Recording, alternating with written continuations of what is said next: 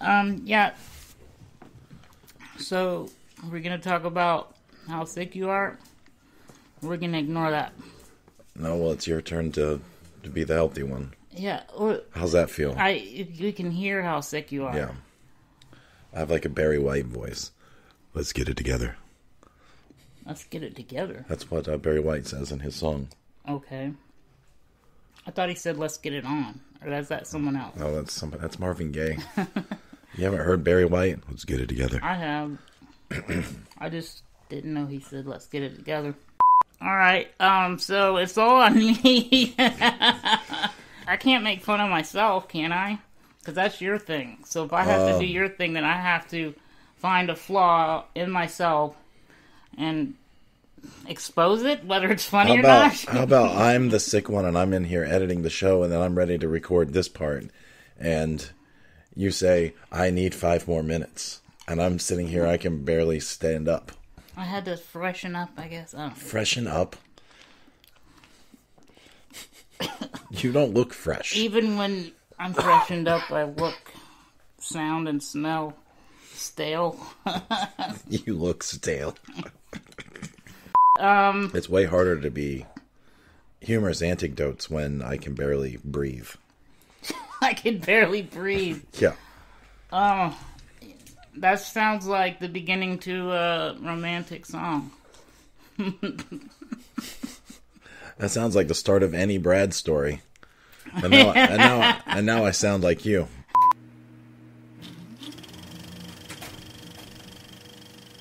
Okay, everybody, quiet on the set. Film Reverie, take 61, I believe. And action. Hello, Film Reverie listeners. This is Michael Beckmeyer, and I am joined by, as always, Forever by the balding Ewok. You know, it's purgatory. Even there's purgatory in your tone of voice. You're like, forever the balding Ewok. Yeah, you never get rid of me. So we're taking a reprieve from our curriculum classes. This curriculum episodes this week to talk to a staple of Orlando film, the organizer of the local Film Slam that is at the Enzian Theater in Orlando, which is the art house theater in town. Jen Vargas. Yay. Hello, everyone. Hello. Clap. Oh, thank you. Okay. So, hey, how's it going? Going pretty well. We've talked about having you on our show for as long as we've had a show, and I'm so glad that I finally just at the last minute messaged you and said, hey, can you do tomorrow? And you're like, yeah, okay. If I'd known it was going to be that easy, we could have done it a long time ago. We just assumed that you're so busy, because you are always so busy, that I'm always hesitant to ask you, because I know you don't necessarily want to say no, and I don't want you to necessarily feel guilted to add one more thing to your plate. But I guess yesterday when I asked you, I wasn't worried about that anymore. No, just the last year I had ankle surgery at the top of the year, and as busy as I was, it's been a hard lesson in learning how to say no. So that's important, kids. Yeah, because she said no to us a lot. This is the first time. It was weird because we couldn't get anyone to come on the show, and I was just like, well, what about Jen Vargas? And he was like, well, she's always too busy. And then you just were suddenly available. It was great. It's not like we couldn't get anybody to come on the show. Don't make it sound like that. Okay. However, I'll have you know, Film Slam alums have been on your show, and it's been great. Right. So we are trying to break up. We're trying to go through our how we made our movie episodes, but we're trying to break those up every other one with a interview, with just like a random filmmaker interview with, someone from the area or whatever. And I hadn't found somebody to last minute come on yet. Anyway, nobody cares about that. Hey, so where did you tell everybody about yourself? Where did you come from? Are you from Orlando? Like where? How did you get? Because you are. It seems like everybody in town knows you, and you know everyone. How is that? And this was before you did Film Slam, because now you really know everybody, and everybody knows you. But even before you did that, you were like a name brand. Oh, hey. It's like an episode of Cheers here in Orlando. I was born in Los Angeles, and came to Orlando at an early age. It was really a decision of my mom. I was like 2 or 3. I didn't have a say in it, but she wanted to be closer to my grandparents, who worked for Martin Marietta, now Lockheed Martin, and she didn't want to stay in Southern California, so we moved here. I went to Oak Ridge High School, did AV stuff, and was in drama club, and then I did some time at Valencia, which sounds awful, but it's not. Valencia is a great school. As a student? As a student, you mean? Yes, as a student. Yeah, okay. And then I went to what was Florida Metropolitan University, then was Everest, and now I believe is no more. I have no idea. But Is no more, you mean? Like, as in it doesn't exist? Ceases to exist. Ceases to exist, okay. Yes. Part of the whole Corinthian college's unfortunate whatever it was. But my time there was fun. I got a degree. I got an associate in science in film and video production. And I've been involved with the Film Slam since, actually, take that back a little bit, I volunteered for about 10 years at the Florida Film Festival. Okay. Which... I just wanted to ask, you said the science... You had a degree in the Associated Science. Associated Science in film and television? So you learned film and television production. So you learned the science of film and television? Yeah, science. It's a Absolutely. process. It's a process. Well, I know, like, science. developing the film and stuff, but I don't know. Can you tell me what that means? You would have to ask the fine folks at Corinthian colleges. Because you don't, yeah. It's like, I graduated from it, and I don't know what it means. Yeah, that's coursework, and that's above my pay grade, sir. Not sure, but I just feel like in order to work in film and TV, you have to learn the math and the science of it in order to work in film and TV anyway, I think.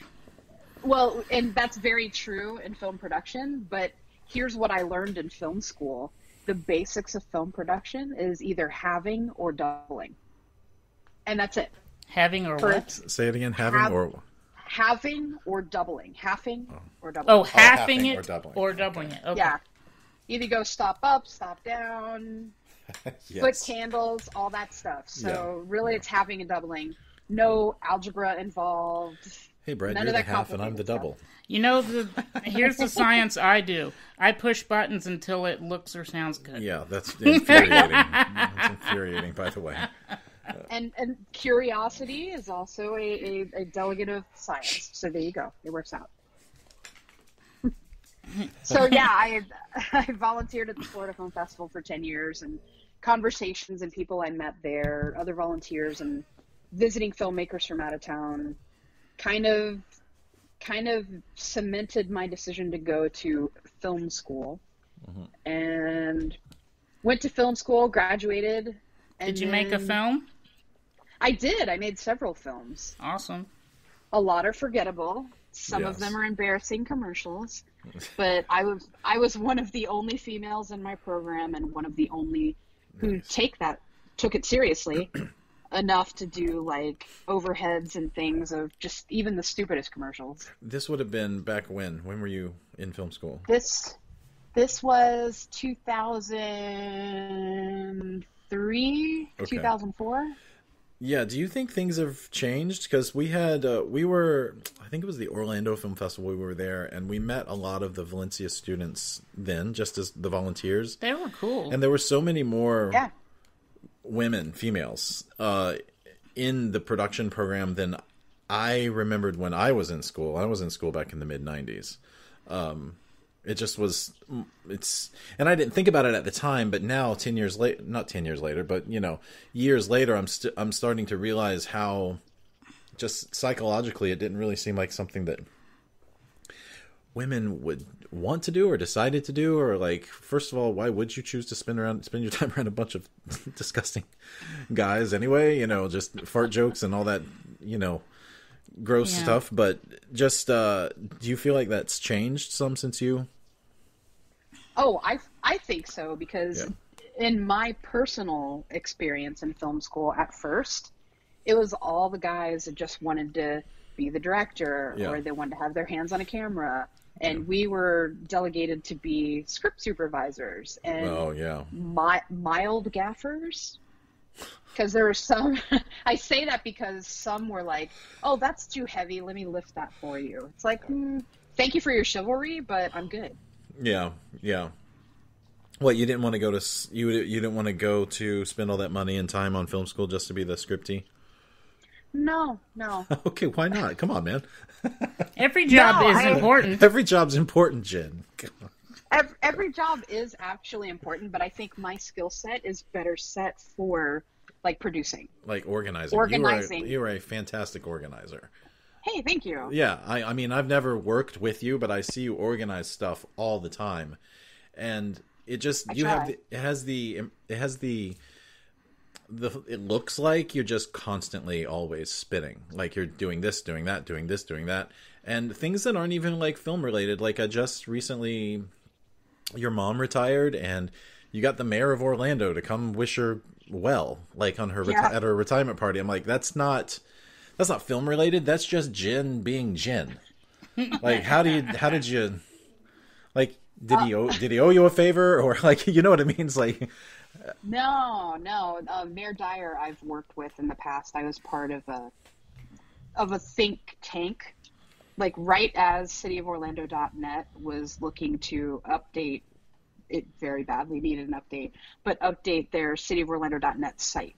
Mm-hmm. I was part of I don't live within the city of Orlando limits. I live in unincorporated Orange County, which is over in the like iDrive corridor type area. Okay. But I had been involved in like tweet ups and meetups, and I'm a big supporter of the Dr. Phillips Performing Arts Center, and any arts going on in Central Florida, I try to support with either my voice, my tweets, myself if I can get down there. But yeah, Mayor Dyer is just, I've worked with his office several times over the years, and that think tank for the website was the beginning part of it. And he's just always been a great dude, and he really stepped up. Him and now former Orange County Mayor Teresa Jacobs, because she's termed out, both of them really stepped up after Pulse, and that hit me in a particularly hard way. And I was just very impressed with both of them, and ever since then I'm like, okay, I'm in. Let me help you show what's good. Yeah, the Pulse shooting, which was so weird that it was like the biggest mass shooting ever, and then like a week later, the thing in Vegas. It's crazy, but I mean, even though that one was just like a random act of evil, not just it's just so.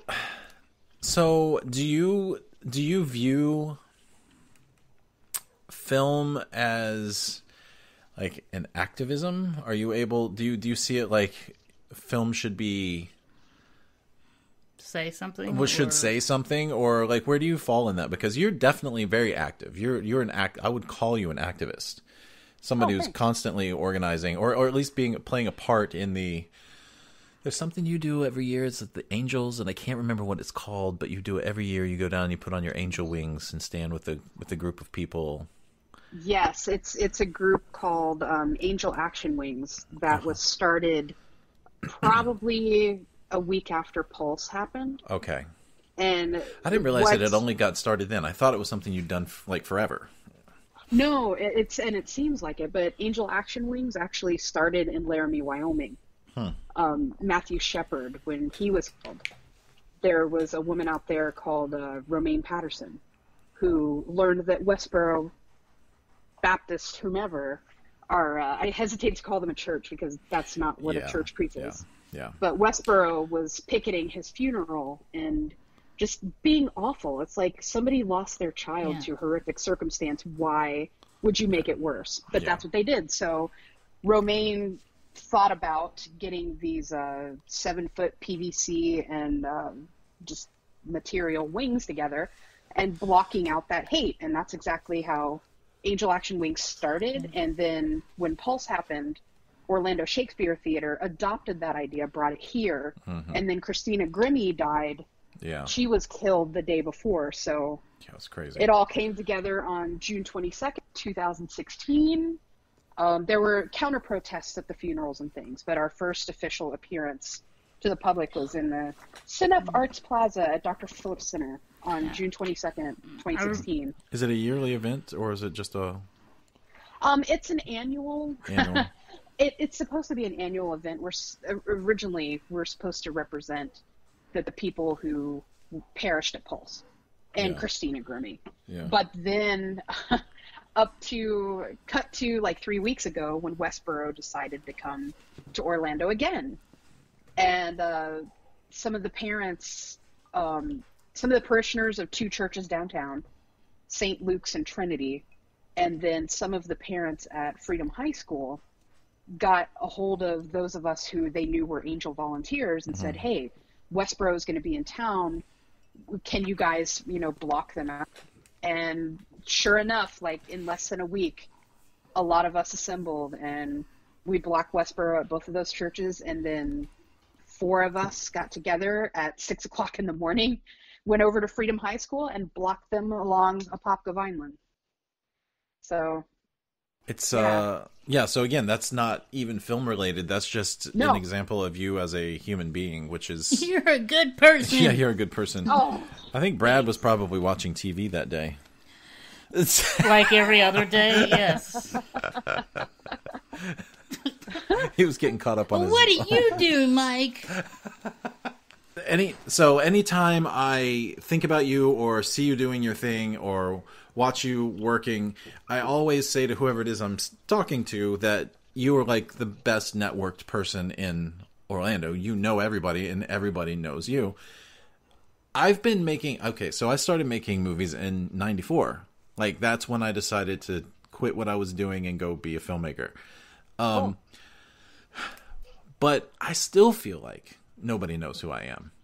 I mean, you know who I am because you know everyone. But I feel like it's... I've screened your films. You have, and I totally appreciate that. I know too much, sacrifice on your part because they're normally oh my God. Full of language and,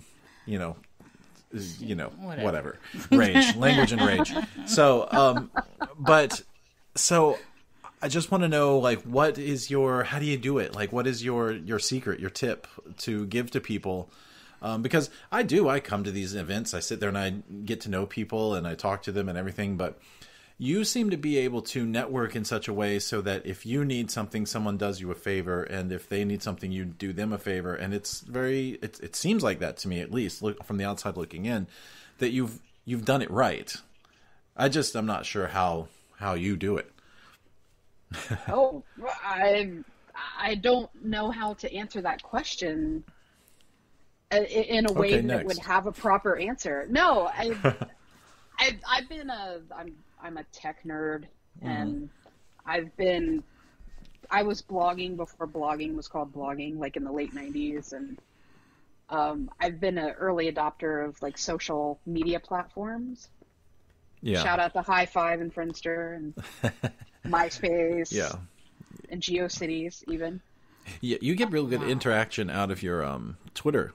At least you used to. Twitter's a lot different now than it was just a few years ago, but if you tweeted something, people responded and interacted with you. So it's yeah. I mean, it depends on what it is, because some people, like particularly in the last couple of years, I used to have this rule that I wouldn't necessarily talk about religion or politics or anything, just because it's such a flame igniter, and I just don't like to do that. I like to stay on the positive side of things, and I like to concentrate on, the positive calls to action versus just griping about how my sandwich sucks. Well, even your Angel Wing project thing, I can't remember what it's called. Your Angel Action Wings. Angel Action Wings. You aren't. Look at these assholes that are doing this. You are doing it from the position of like, we're just gonna bring a message of peace, and you leave it at that. You really don't get negative, which is impressive also, because Twitter and Facebook is so full of vitriol. It's so hard to not just let out your frustrations over certain people in power that drive you insane. Oh, I do respond to said people, but I respond in a way that wouldn't get me in trouble should I run for public office. Right. Oh, yeah. Can't So throw it back in your people face. could go back and look at my Twitter thing and said, see right here where he called the president the fuckface? I don't think he can run for office. Multiple times. It's like my favorite insult. Well, you know what? The person in the White House right now apparently does more than that. Like he's perfectly okay with shooting off at the mouth and the terrible things. So yeah, that doesn't make it you're right. You're a contender. Yeah. It doesn't make it right. But right. So it doesn't take you out of the race. Yeah, yeah, it doesn't take me out of the race. Yeah. Apparently, you could shoot someone out on the street and become president. Yeah, that's good. It's according to him. Yeah. So what do you do? Do you have any like tips? Do you just like how do you know everybody? Like, you know what I mean? How did you get to that point? Yeah, was it because you wanted to put a film festival together that you decided, well, let me go get in with these people? How did that come about? Well, no, a lot of it, I think, generically speaking, is volunteering. Yeah. So I've volunteered a lot of my time with local nonprofits, and in particular, like American Cancer Society and Enzian Theater is a 501c3. Yeah. And Orange County Arts and Culture Office, and Give Kids the World, Second Harvest Food Bank, Coalition for the Homeless, a lot of different charities, and a lot of those people across the spectrum of corporate and society, they like to volunteer too. So you never know who you'll meet volunteering. Yeah, that's true. And that's a lot of it. And then social media was a large part of the latter part of that. Yeah. It's sort of just putting positive energy out into the universe. Yeah. Yeah. Yeah, I mean, some people have the shtick of, I want to be a curmudgeon, and other people have the shtick of, I'm just going to be me, and you do you. If you don't like it, don't tune in. Yeah, I'm the curmudgeon, and Mike is the talk to people person. Yeah, it's so much fun for everybody. It's better that way. Yeah. It's better for everyone that you do the talking, that you're the people person, because I often don't have happy things to say. So I want to talk about the Film Slam, which, by the way, for those of you that are not in Orlando and don't know what the Film Slam is, the Film Slam is, it's just that. It's like you have the poetry slam where people it's almost like an open mic. You get up and you read your poem, or your performance piece, or whatever, and so everybody, it's a showcase for local filmmakers mostly, right? Correct. State of Florida to show their most recent films, so that you can, just bare minimum basics, just have a place to screen it so that people can see it, because that's one of the not most expensive parts, but that's an expensive part of finishing a film, is figuring out where to screen it, so your people who came and worked on it, even if you paid them or didn't, if it was volunteer basis or whatever, just don't have a place to see it, to show it. So it feels nice to know, like, your film is in the Film Slam, and you know that at least that day a couple hundred people saw it, which for me even, who's made a bunch of stuff, like, the Film Slam is probably one of the bigger audiences I've ever played a film in front of, Yeah, you always have, I won't say sold out, but it's close to, it's full every time I've been there. Yeah, it's crowded. It's a good show. But before we get too far into that, I want to ask you about all of this stuff that you do actually keeps you from getting to make movies. Yes. So which is what your love is, right? Yes. You love making movies. So, well, I like telling stories. Yeah. Of people who can't express their stories or their own calls to action themselves, whether it's through a minute-long video on Instagram, on social media, or whether it's a mini doc. Film definitely, I wouldn't have gone to film school had it not been a passion, but I like to be a somewhat multimedia storyteller. Yeah. So do you write?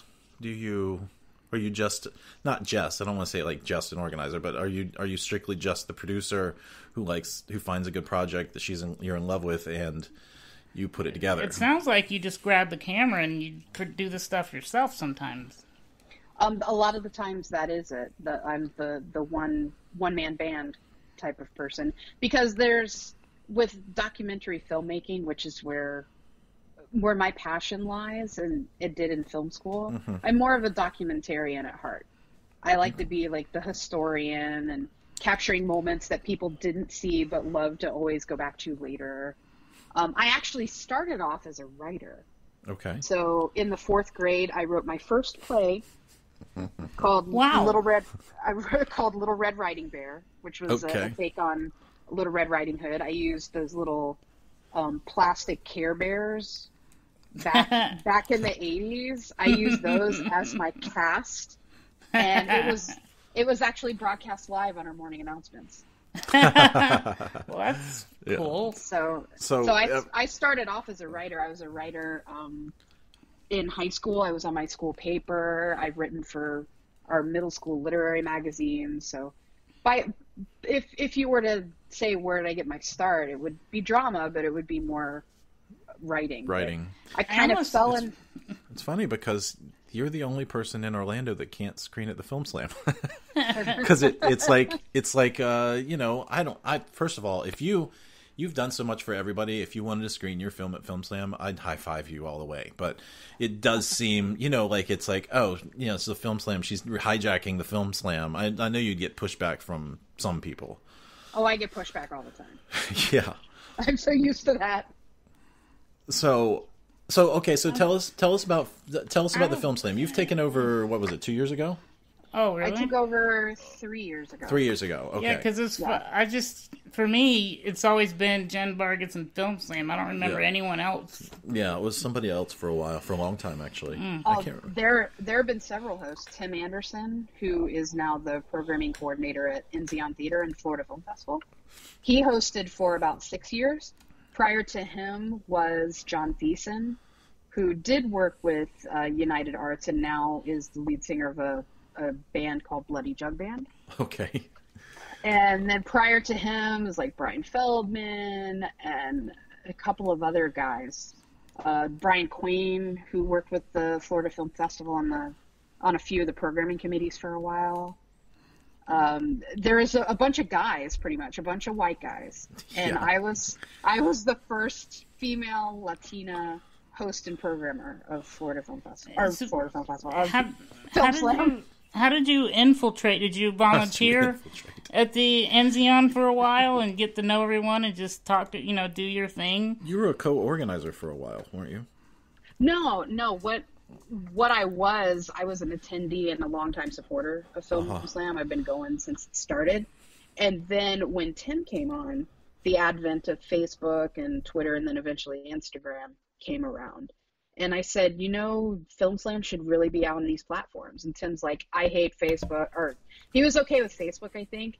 But I hate Twitter. I hate Instagram. If you want to do it, go ahead. So I actually ran our social media for pretty much the length of his tenure as host.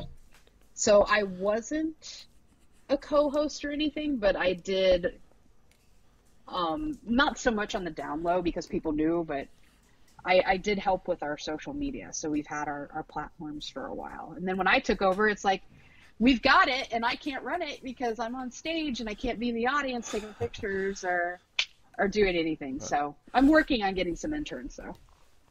You need interns. You need.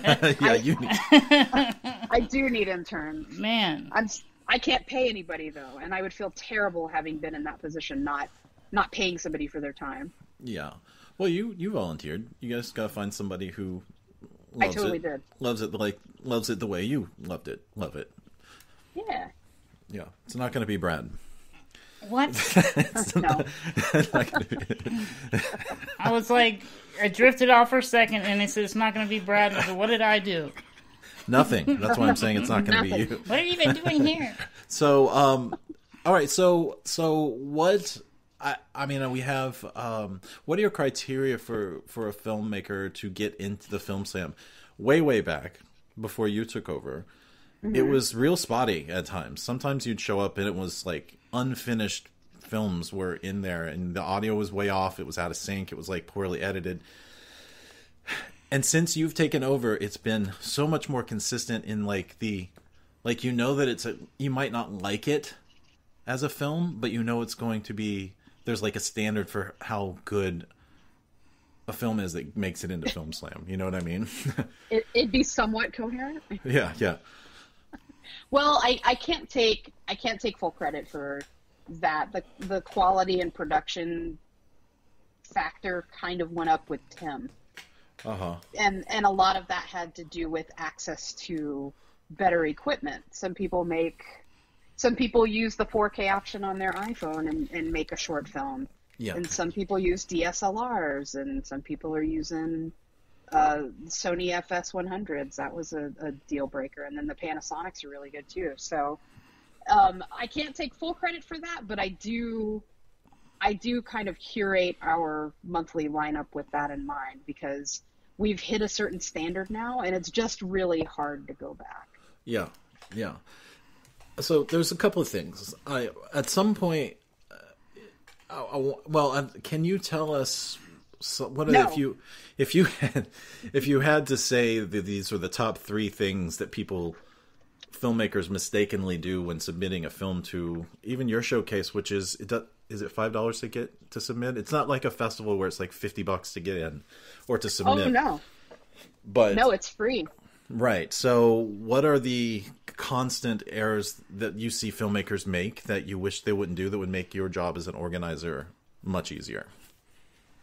Well, I could tell you 2 things. From a presentation standpoint, 1, you have to be a Florida filmmaker to submit. 2, don't submit a 45-minute long epic that's on YouTube. Just don't do it. Okay. Because we have a strong... That was my next thing. My next thing is a 45-minute YouTube epic. You would be surprised. No, our maximum running time that we can I only have 60 minutes to program. So the maximum time that I could realistically and chronologically accept is 20 minutes. But I prefer 10 minutes. So on average, I could play like at least 6 filmmakers instead of 3. Yeah. But be a Florida filmmaker, submit something, please, under 10 minutes. The shorter, the better, which would be great. And sound. I brought this up in our Q&A. That was last week with Tim, because there are some changes coming to Film Slam that people weren't aware of. Right, yeah, I want you to talk about that in a minute, because I have questions too. Yeah.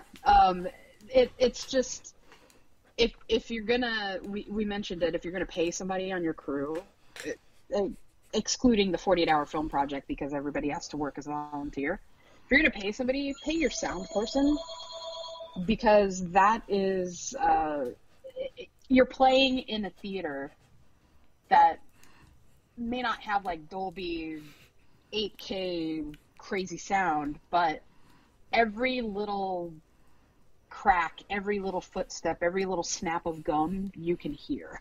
Yeah. You know, it's a little weird that the visual medium, you would think the visuals would be the most important, but I've found that I'm much more likely to stop watching something if I hear that they just recorded off of the audio off the camera. You know, I'm much more likely to say, okay, I can't sit through this. There's this bad audio, everything's echoing, I can't understand what they're saying. As opposed to, it could be, you know, a lot of bad shots are not so great. It's like the sound is almost slightly more important than the video. You just have to get your sound. Yeah, because it really, like, depending on your story, your sound, your location, even like a prop could be another character in your story that you're trying to tell. So if you can't hear it, you're losing a lot of your story. And then if you're, I can almost forgive people who just their they're seen as a little off technically. Like it's a little soft here, or it's under or overexposed here, or whatever. But if it's a story, if it's compelling enough, it's pulling me in, then I'm willing to look past that. But if half of the problem is sound, I'm gonna tune out, and so's everybody else. And then I'm gonna get people writing on the ballots in Film Slam when they turn them in saying, "Why did you play that?" Because I've gotten those notes before. Yeah. Yeah, like my film didn't get in, but I can't even hear this one.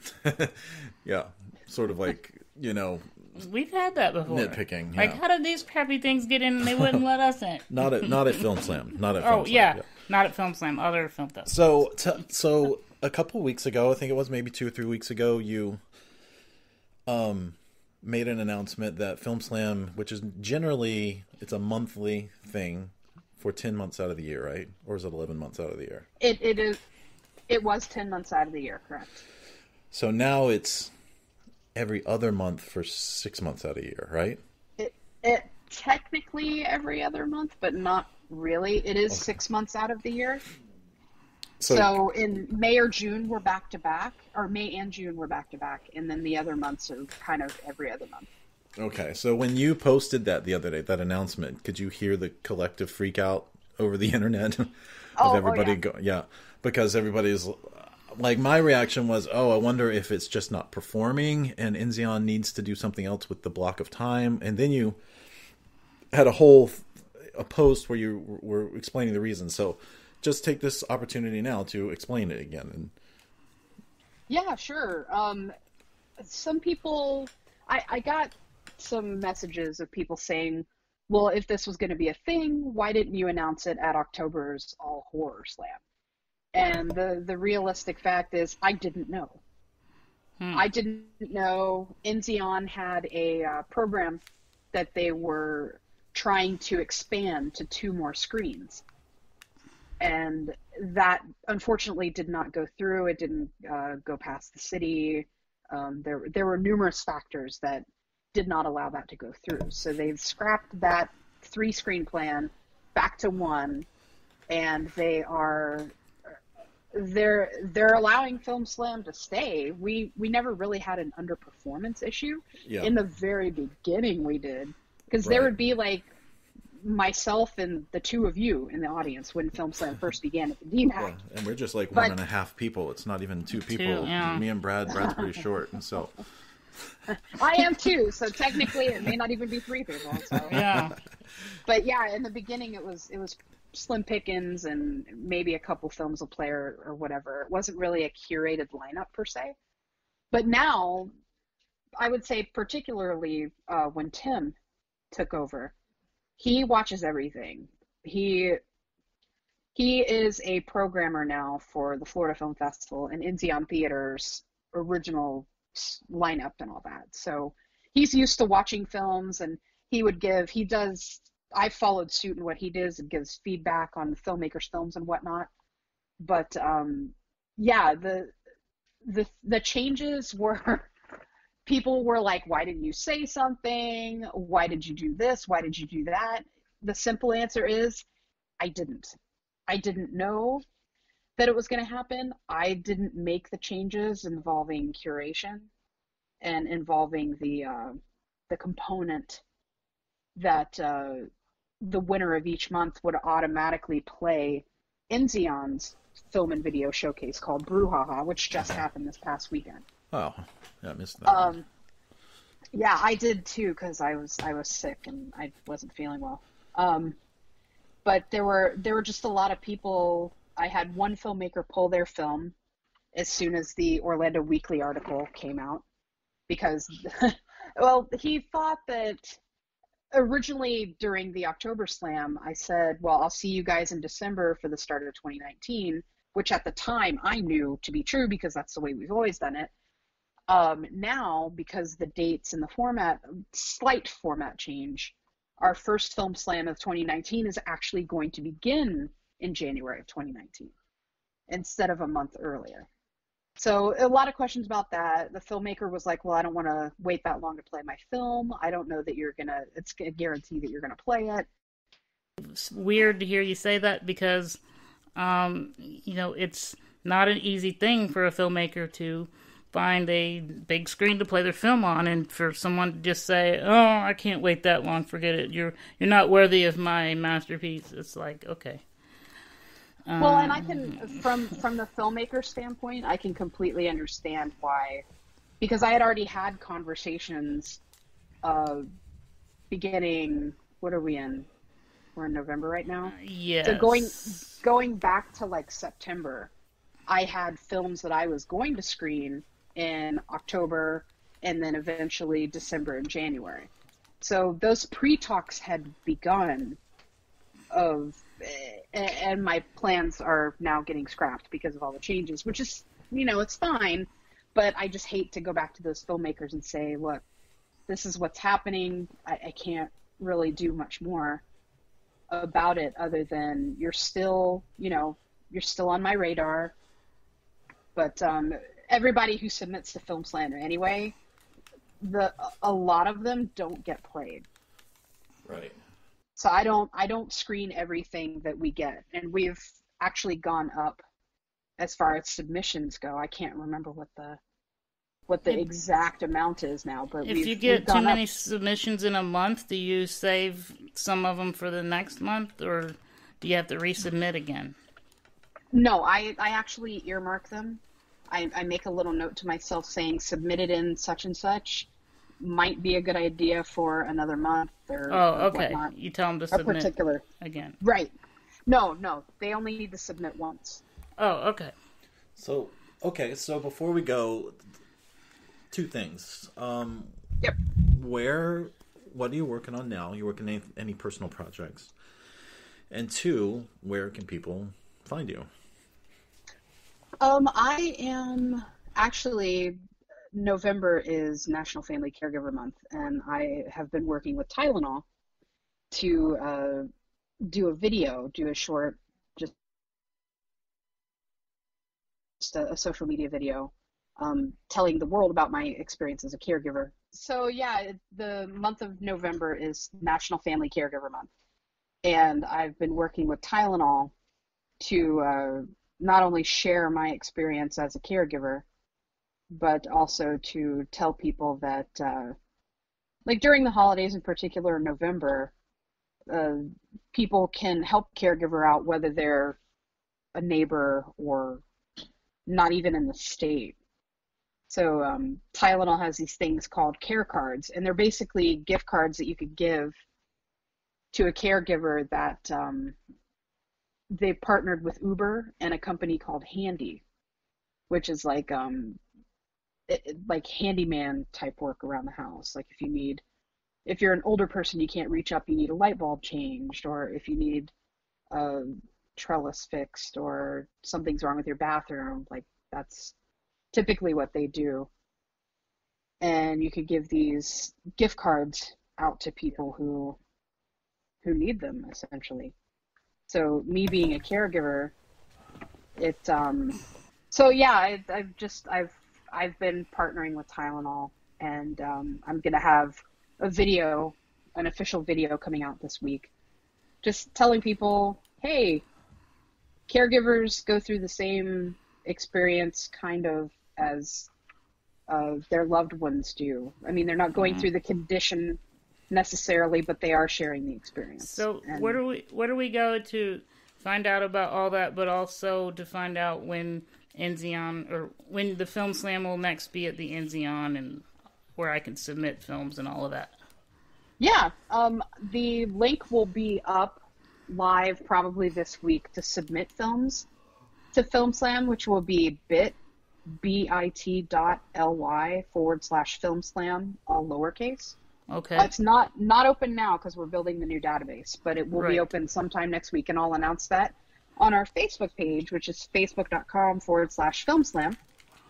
And that's where our event pages will be, where any sort of information happens. I try to share things that our alumni are doing, cool projects in town, out of town. People have their Kickstarters and such. Tickets are available on enzian.org. You can catch me on twitter.com/Jen Vargas. That's JEN. JEN, V as in Victor, ARGAS as in Snake. Okay. Yep. Twitter, Instagram. I'm on Facebook under duress, but I'm more on Instagram and Twitter. All right. So that's where we'll find out about your, whatever you're up to. Because I mean, in case people in Orlando are listening and they want to get involved with some of the local charities or whatever, some of the things we talked about, they're like, oh, I want to find out. Just find Jen on Twitter. She'll tell you everything. Yeah, I'm pretty open on Twitter to discussing pretty much anything. Obviously, personal stuff would go to DM or phone call, but anything else involving local stuff, Film Slam. Film Slam has its own lineup. Our specialty lineup for May also has its own Twitter. It's at Film Slam. Fem? F-E-M? F-E-M-M-E. Slam. Fem Okay. Slam. So we have 3 special lineups that play May, which is an all-female lineup, above the line type of roles. June is our Pride lineup, which is our celebrating the LGBTQ filmmaker as well as Orlando as a whole. Because for quick background for people who didn't know, June 12th, 2016 was Day of Pulse, but it was also a Film Slam Sunday. Yeah, I remember. I had to go up there and try to host a film slam when I had spent, I was up all night pretty much trying to tell people to share correct information versus not correct information. Yeah, I remember we did that live. Yeah, that streamed it to Facebook. Yeah, that was a hard one, but I vowed after that film slam to celebrate where we live and who we are, all of us. So I don't ever want there to be another film slam like that. And while I can't guarantee it, I can do my best to prevent it. So, and then October is an all horror film slam. Great. Yeah. Well, thank you for coming on the show. It was great to finally get you on the show. It's been like 4 years, I think, or 3 years. We've been, not that we've been trying to chase you down the whole time, but it's nice to finally talk to you. Oh, yeah. It's great to be on the show. I hope I answered your questions and everything with the tech stuff. You were spot on. Perfect. You're such a like local force that it's, kind of cool to have you for 45 or 50 minutes just to like say what you know and what you do and kind of give your outlook on stuff, because when you're hosting the Film Slam, it's like you talk for about 5 minutes and then you play the movies. Yeah. We have the unofficial kind of meet and greet / like mingle kind of thing at the end. Mm-hmm. And it just, like, so many films have come together at Film Slam over the years, particularly for me, for Jay, who takes our pictures, and a lot of people who are regulars typically find, like, crew and actors after the Film Slam because they talk about film. Yeah, it's a great place to network. Well, I don't know if you ever wonder if people appreciate it or not, but I know you do a lot for the local independent filmmaker, and in case no one's told you, or no one's told you recently, thank you for that, because it's, hundreds of people just need a place to show their movies, and it's hard to figure that out, and you basically make it happen for a good portion of them, monthly, bi-monthly, not bi-monthly, semi-monthly. It doesn't really matter. Just a place for people to be able to show their movies is, like, it's valuable to a filmmaker. Because I have always said that a film, it truly exist until it has an audience. Yeah. So thank you for that. Well, I thank you for that too. When Tim went to work at the theater, he asked me if I'd be interested in taking Film Slam over. And I said, absolutely, as long as my goal can always be to get our films, our Florida independent films, somehow at least have a place at the table at the Florida Film Festival, which is a thrice Oscar qualifying film festival. Right. And has become very competitive over the years. That's always been my goal, is to see us up on those screens too, and that's not going to change regardless of format change, regardless of how many days we may or may not lose. And those days, actually, we're going down from 10 to 6 programs a year, but that may come back. Yeah. Okay, cool. Well, but as long as people support us and we have an audience and we have films to show, we're not going anywhere. That's awesome. And to anybody who's not in Orlando, do something like this out there around the, anywhere else in the country, world, whatever. Yeah, give your filmmakers in your area a place to do this, because man, Film Slam is awesome. And so's the Enzian Theater. It's just a great place for filmmakers and film lovers to go. Yep, it's been the one constant in our community for many years now. Yeah. Yep. We need a home. Yeah. Well, that is it for this week of Film Reverie. Thank you, Jen Vargas, for coming on. We really appreciate it. It was great getting to talk to you. Thank you for everything that you do. If you want to get in touch with us, it's filmreveriepodcast@gmail.com. I am Beckemeyer on Twitter. Brad is Balding Ewok on Twitter. And that's it for this time. We'll see you next time. But until then... It's the end. Go make something. Cut.